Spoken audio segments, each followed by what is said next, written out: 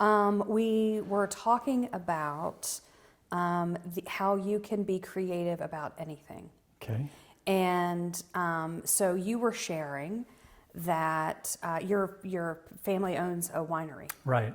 And you were sharing how really stories resonate with people and experiences resonate with people. And so can you connect some of that with your thoughts on creativity and how people could really create a story out of anything? Yeah, so creativity and story to me are very closely linked things. Creative storytelling is important, and so many things that you'll do, you're actually really just telling a story. When you're being creative, that's what I see happening in so many instances of creativity. What you're doing is you're adding or telling a story. So I recently encountered on YouTube a story about a guy who had been mixing paints for a paint company that he was working for at the time. Like a Sherwin-Williams or something? Exactly, something like that, yeah. And he would, just as they do when you get the paint, right? You start with a white, whether it's gloss or matte or whatever, you start with a white and then it injects a couple different things and then shake it up and boom, you have a color. Yep. But he was doing that in a very deliberate way. So he would take the white can out to like the beach and spot a color and then like live blend it on the camera so that you had a sense of where that color came from, why it looked that way, how he made it, and then, you know, the story behind it being created.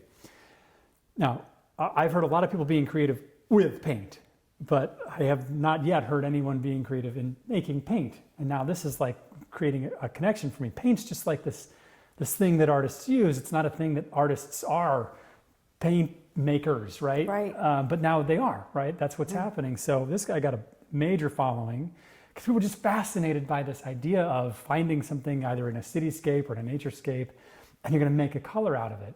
They're fascinated by this, and so he started this Florida Paint Company is the name of the company, and now it's thriving. So now they painted on their walls, and it's more than just a color, right? You didn't just pick sandstone up at Home Depot. Right. You got whatever this guy created, and you have a story to tell. And this ties with what you were asking about with the winery.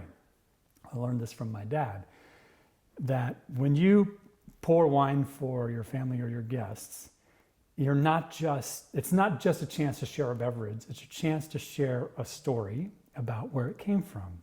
Oh, we were out visiting Sonoma County, Napa wine country, whatever it was, and we went to this winery up on the hill and we met the owners. You know, just whatever story it is, it's now much more than just a beverage being shared. And ultimately what it is, you're sharing a part of yourself. Yes, it's a story about, you know, the wine owner or whatever, but it's what about that experience resonated with you that's really being shared. So again, because you have this story, as you look down a wine list at a restaurant, I look for the ones that I've been to. Yeah. Not because I frankly remember any one of them, but because I know that I had an experience there. And now choosing this wine for the table means, yes, I'm sharing that wine, but I'm also able to share a part of me, a part of an experience that I had. And that's so much more meaningful.